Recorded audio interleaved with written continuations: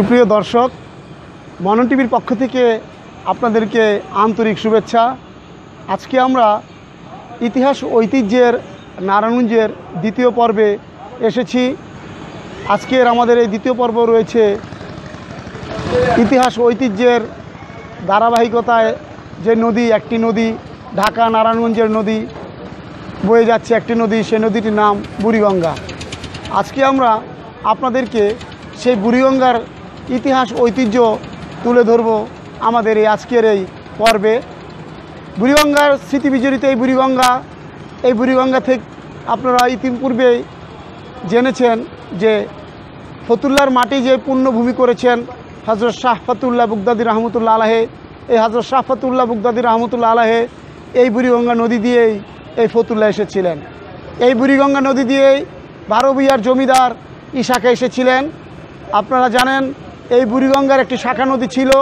আজ যে শাখা নদীটি হাজীগঞ্জ ফতুল্লার নলখালি খাল হিসেবে পরিচিত। আমরা সেই হাজীগঞ্জ নলখালি খাল দিয়েই ইসাকা হাজীগঞ্জ দুর্গে যেতেন এবং সেই হাজীগঞ্জ দুর্গ থেকে তিনি সোনারগাঁ রাজধানীতে যেতেন ইসাকা।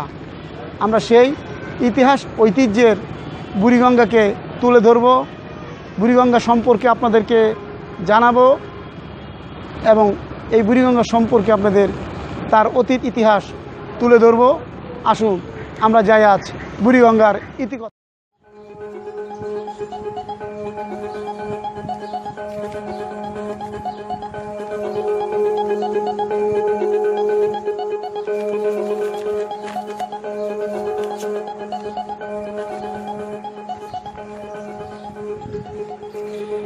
ইতিহাস ঐতিহ্যে বুড়িগঙ্গার ইতিকথা। বুড়িগঙ্গা নদীর ইতিহাস জানতে হলে প্রথমে তার নামের উৎপত্তি সম্পর্কে আমাদের জানতে হবে। বুড়িগঙ্গা নামের উৎপত্তি জানতে গিয়ে 2000 বছর আগের রচনা গ্রন্থ কালিকা পুরাণ থেকে জানা যায় বুড়িগঙ্গা নদীর নাম ছিল বৃদ্ধা গঙ্গা। এই বৃদ্ধা গঙ্গা থেকেই বুড়িগঙ্গা নামের উৎপত্তি। ফরাসি গ্রন্থে বুড়িগঙ্গা নদীকে নহরি গাং নামে চিহ্নিত করা হয়েছিল। লোকমুখে কথিত আছে যে এই নদীতে এক বৃদ্ধা বুড়ি গোসল করতে আসে, কিন্তু গোসল করতে এসে এই নদী থেকে আর উঠতে পারে নাই বলে এই নদীর নাম বুড়িগঙ্গা হয়। ইতিহাসের পাতায় যে বুড়িগঙ্গার বিবরণ আছে, আজকের এই বুড়িগঙ্গার সাথে তার কোনো মিল খুঁজে পাওয়া যায় না।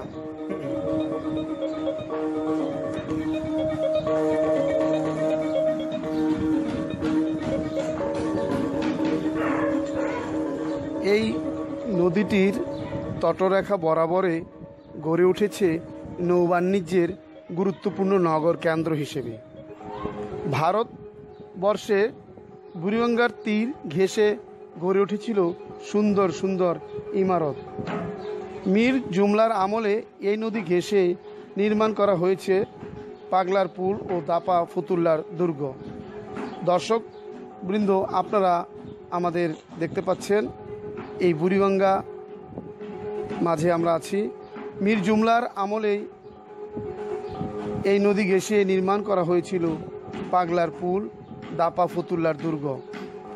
পাগলার পুলটি ছিল পাগলা বাজার অবস্থিত নদীর তীর ঘেঁষেই, কিন্তু আজ এই দুর্গ দুটির কোনো চিহ্ন পাওয়া যায় না।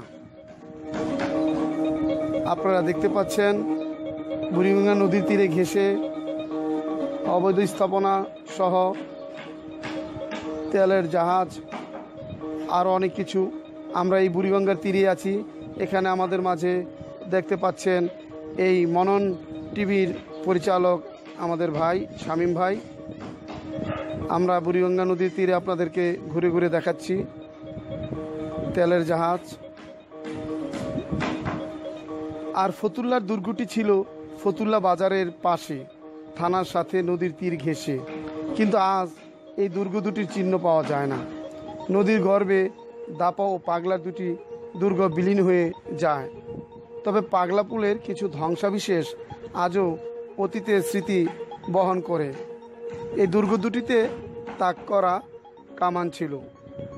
আমরা একদিন আপনাদেরকে এই পাগলা পুলের ধ্বংসস্তূপ দেখাবো আরেক অনুষ্ঠানে। আপনারা এখানে আমরা দেখতে পাচ্ছি আমাদের মনন টিভির পরিচালক আমাদের বড় ভাই এস শামীম ভাই আমাদের এই অনুষ্ঠানের দিক নির্দেশনা দিচ্ছেন। ইতিহাস ঐতিহ্যে নারায়ণগঞ্জের পর্বের দ্বিতীয় পর্বে বুড়িগঙ্গা নদীর ইতিকথায় 1608 খ্রিস্টাব্দে বুড়িগঙ্গা প্রত্যক্ষ করে ইসলাম খানের নেতৃত্বে বিশাল নৌবাহিনী আসে। তখন নদীটির অনেক শাখা নদী ছিল, এখন আর কোনো শাখা নদী দেখা যায় না। শাখা নদীগুলো খাল হয়ে কালের বিবর্তনে বিলীন হয়ে গেছে। আপনারা দেখতে পাচ্ছেন বুড়িগঙ্গা নদীর স্রোতধারা। এই স্রোতধারায় বয়ে যাচ্ছে আমরা নদীতে। 1616 খ্রিস্টাব্দে ফরাসি পরিব্রাজক ভার্নিয়া বুড়িগঙ্গা নদী ভ্রমণ করেন। 1814 খ্রিস্টাব্দে মিস্টার ডিআইলি বুড়িগঙ্গা নদীর তীর অবস্থান সম্পর্কে তার লেখা উল্লেখ করেন। নদীর তীরে গড়ে উঠেছে বিশাল নগরী, যা বিস্তৃত ছিল টঙ্গী পর্যন্ত। আমরা আমাদের অনুষ্ঠানের মাধ্যমে এই বুড়িগঙ্গার তীরে এখনও যেই জিনিসগুলো আমাদের মাঝে আছে আমরা সেগুলো আপনাদের এই অনুষ্ঠানের মাধ্যমে দেখাচ্ছি। হ্যাঁ, 1824 সালে ঐতিহাসিক বিশপ হ্যাবর মিস্টার মিডফোর্ডের সাথে বুড়িগঙ্গা নদী পরিভ্রমণ করেন। 1840 সালে ঐতিহাসিক টেইলর তার লেখায় লিখেছিলেন, নদীটির বড় বড় নৌকা চলাচলের উপযোগী, কিন্তু ক্রমে ক্রমেই তা অপ্রশস্ত হয়ে যাচ্ছে পলিমাটির কারণে। 1886 সালে একটি পত্রিকায় বুড়িগঙ্গা সম্পর্কে লিখে, বুড়িগঙ্গা নদীর তীরটি সবসময় মনোরম পরিবেশ ছিল, যা ধর্নাঢ্যরা তাদের ভাসমান বাসভবন নদীর তীরেই বেছে নিয়েছিলেন। মুঘল আমলে বিশাল বিশাল ইমারতগুলো এখন আর দেখা যায় না। কালের সাক্ষী হিসেবে এখন শুধু দাঁড়িয়ে আছে বুড়িগঙ্গা নদীর তীরে ঢাকার অদূরে নবাব আহসান উল্লাহর স্মৃতি বিজড়িত আহসান মঞ্জিল। আরও রয়েছে পাগলার ভাসমান জাহাজের রেস্তোরাঁ মেরি অ্যান্ডারসন। মেরি অ্যান্ডারসন সম্পর্কে জানতে গেলে আমরা জানি মেরি অ্যান্ডারসন একটি ভাসমান রেস্তোরাঁ ও বার বাংলাদেশ পর্যটন কর্পোরেশন লিমিটেডের পরিচালনায় পরিচালিত হয়। এককালে রাজকীয় প্রমোদ তৈরি মেরি অ্যান্ডারসন 150 ফুট দীর্ঘ মেরি অ্যান্ডারসন। আপনারা দেখতে পাচ্ছেন বাংলাদেশ কোস্ট গার্ড যারা নৌবাহিনীর সদা জাগ্রত রয়েছে। এই বুড়িগঙ্গার তীরে যত রকমের অবৈধ অন্যায় কাজ হয় তা তারা মোকাবেলা করেন। বুড়িগঙ্গায় তারা নৌ টহল দেন। এই বুড়িগঙ্গায় তাদের এই নৌবাহিনীর কোস্টগার্ডটি অবস্থান আছে। আমরা দেখতে পাচ্ছি নদীর আশেপাশের অবস্থানটি এখন বর্তমানে কি অবস্থা রয়েছে। এই মেরি অ্যান্ডারসন সম্পর্কে আপনাদেরকে জানিয়েছি। বাংলার তৎকালীন গভর্নর এর কন্যা মেরির নামেই নির্মিত হয়েছিল এই মেরি অ্যান্ডারসন ভাসমান জাহাজটি, এবং এই মেরিকে নিয়েই তৎকালীন গভর্নর এই বুড়িগঙ্গা নদীতে প্রমোদ তৈরি হিসেবে ভ্রমণ করতেন, এবং ব্যবহারিক হওয়ার পর বাংলাদেশ সরকার এটি পাগলার বুড়িগঙ্গা নদী ঘেঁষে স্থাপন করেন এই মেরি অ্যান্ডারসন। আমরা সেই মেরি অ্যান্ডারসন এলাকায় এসেছি। এখন আমরা সেই বুড়িগঙ্গার মেরি অ্যান্ডারসনের কাছে ঘুরে বুড়িগঙ্গা নদীর পাশে আছি। এই বুড়িগঙ্গা নদী দিয়েই সম্রাট জাহাঙ্গীর বাদশার আমলে ফতুল্লার মাটিতে আসেন হজরত শাহ ফতুল্লাহ রহমতুল্লাহ আলাহে। ইতিমধ্যে আমরা আমাদের প্রথম পর্বে আপনাদেরকে হজরত শাহ ফতুল্লাহ রহমতুল্লাহ আলাহের জীবন সম্পর্কে জানিয়েছি। আজকে আমরা এই বুড়িগঙ্গা নদীরই ইতিকথায় আপনাদেরকে জানাচ্ছি। এই নদী দিয়েই ঈশা খাঁ তার আমলে বাংলার 12 ভূঁইয়ার অন্যতম জমিদার ঈশা খাঁ বড় বড় নৌকার করে বুড়িগঙ্গা হয়ে বুড়িগঙ্গা শাখা নদী বর্তমানে খালে পরিণত ফতুল্লা হাজীগঞ্জ নলখালী খাল দিয়ে হাজীগঞ্জ দুর্গে অবস্থান করেন। এই হাজীগঞ্জ দুর্গ থেকে তৎকালীন বাংলার রাজধানী সোনারগাঁয়ে যেতেন বাংলার জমিদার ঈশা খাঁ। বর্তমানে বুড়িগঙ্গা নদীটির ইতিহাস ঐতিহ্যের স্মৃতি হিসেবে বয়ে যাচ্ছে। নদীর তীরে ঘেঁষে উঠেছে বিভিন্ন রকমের ব্যবসা প্রতিষ্ঠান, দাপা বালুর ঘাট, আলীগঞ্জ পাথর ঘাট, কয়লার ঘাট, পাগলার ইটের ভাটাসহ বিভিন্ন বৈধ অবৈধভাবে গড়ে ওঠা বিভিন্ন ব্যবসায়ী প্রতিষ্ঠান। দখল ও দূষণে দিন দিন বুড়িগঙ্গা যেন বুড়ি হয়ে যাচ্ছে। স্থানীয় রাজনৈতিক প্রভাবশালী মহলের ছত্রছায়ায় বুড়িগঙ্গা যেন দূষণ ও দখলে পরিণত হয়েছে। বিভিন্ন ডাইং কারখানা, ফ্যাক্টরি, বাসাবাড়ির বিভিন্ন ময়লা আবর্জনার স্তূপে পরিণত হয়েছে বুড়িগঙ্গার তীর। সরকারিভাবে বিভিন্ন সময়ে অবৈধ স্থাপনা ভেঙে গুড়িয়ে দিলেও, জরিমানা করা হলেও স্থানীয় প্রভাবশালী রাজনৈতিক ছত্রছায়ায় বারবার বুড়িগঙ্গা দখল ও দূষণে বুড়ি হয়ে যাচ্ছে। বড় অসহায় বুড়িগঙ্গা দখল ও দূষণের কারণে। আসুন পরিবেশ ও প্রকৃতির ভারসাম্য রক্ষার্থে বুড়িগঙ্গার মতো অন্যান্য নদীকে রক্ষা করি এবং দূষণ ও দখল মুক্ত রাখি। আগামী প্রজন্মের জন্য নদীমাতৃক দেশ আমাদের এই বাংলাদেশ। এই দেশে রয়েছে পদ্মা, মেঘনা, যমুনা, বুড়িগঙ্গা। আমরা দেখতে পাচ্ছি একটি বড় লঞ্চ এই নদী দিয়ে চলছে। অনেক প্রমোত্তরীরা তারা এই লঞ্চে চড়ে তারা ঢাকার উদ্দেশ্যে যাচ্ছেন। দেখছি নৌকা নদীর তীরে ভাসমান, স্মৃতি বিস্মৃতি বিজড়িত কিছু মনোরম প্রকৃতির পরিবেশ আপনাদেরকে দেখাচ্ছি। আমরা আগে বলেছি এদেশে রয়েছে পদ্মা, মেঘনা, যমুনা, বুড়িগঙ্গা, শীতলক্ষা, সুরমা, ইসামতি, তুরাগ, ধলেশ্বরী, আড়িয়াল খাঁ সহ অসংখ্য নদী রয়েছে এই দেশে বাংলাদেশে। দূষণ ও দখলের কারণে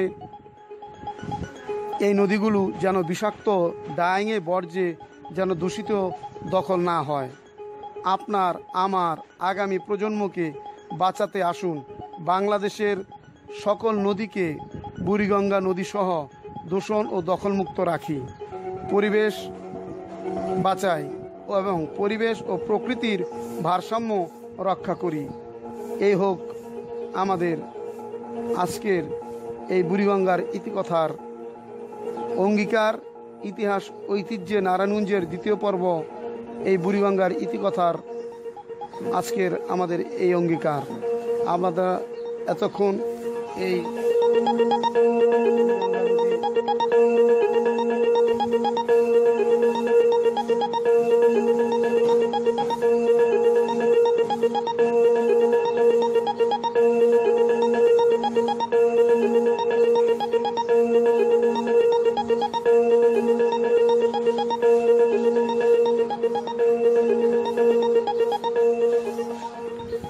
স্মৃতি বিজড়িত বুড়িগঙ্গা নদী, বুড়িগঙ্গা নদীর স্মৃতি বিজড়িত অসংখ্য ইতিহাস ইতিকথা রয়েছে, যে ইতিহাস ঐতিহ্যের ইতিকথা বলে শেষ করা যাবে না।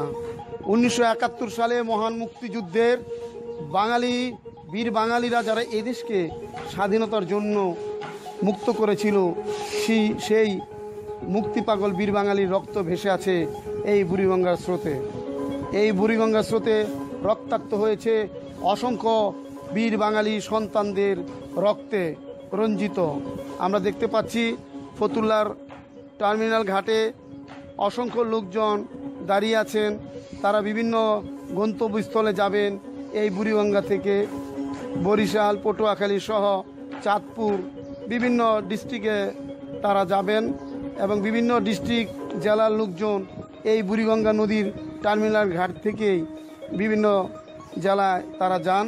তাদের সাপ্তাহিক শনিবার মঙ্গলবার হলে তারা তাদের এলাকায় যান, এই বুড়িগঙ্গা নদীতে যাতায়াত করেন। আজ এই বুড়িগঙ্গার পানি বিভিন্ন ডাইংয়ের বর্জ্যে দূষিত হয়ে যাচ্ছে। সুপ্রিয় দর্শক শ্রোতাবিন্দু, আমরা ইতিহাস ঐতিহ্যের নারায়ণগঞ্জের দ্বিতীয় পর্বে বুড়িগঙ্গার ইতিহাস সম্পর্কে আপনাদেরকে এই মনন টিভির মাধ্যমে জানালাম। আমরা ইতিমধ্যে আপনারা জানেন ইতিহাস ঐতিহ্যে নারায়ণগঞ্জের প্রথম পর্ব শাহ ফতুল্লাহর জীবন সম্পর্কে আপনাদেরকে জানিয়েছি। আজকে আমরা ইতিহাস ঐতিহ্যের নারায়ণগঞ্জের দ্বিতীয় পর্বে এই বুড়িগঙ্গার ইতিহাস ঐতিহ্য আপনাদের মাঝে তুলে ধরেছি। আপনাদের মাঝে যদি এই অনুষ্ঠানটা ভালো লাগে, ইতিহাস ঐতিহ্যের নারায়ণগঞ্জ এবং এই বুড়িগঙ্গার ইতিহাস সম্পর্কে অনুষ্ঠান, আপনারা প্লিজ সাবস্ক্রিপশন করবেন, লাইক দিবেন, শেয়ার করবেন। তাহলে আমরা ইতিহাস ঐতিহ্যের এই নারায়ণগঞ্জের অনুষ্ঠানটি অনেক দূর এগিয়ে নিতে পারবো বলে আমরা আশা করছি। সেই আগামী পর্বে আবার নতুন কোথাও জায়গা ইতিহাস ঐতিহ্য নারায়ণগঞ্জের পর্বে আপনাদের সাথে দেখা হবে। আমি শামীম চৌধুরী বিদায় নিচ্ছি। আল্লাহ হাফেজ।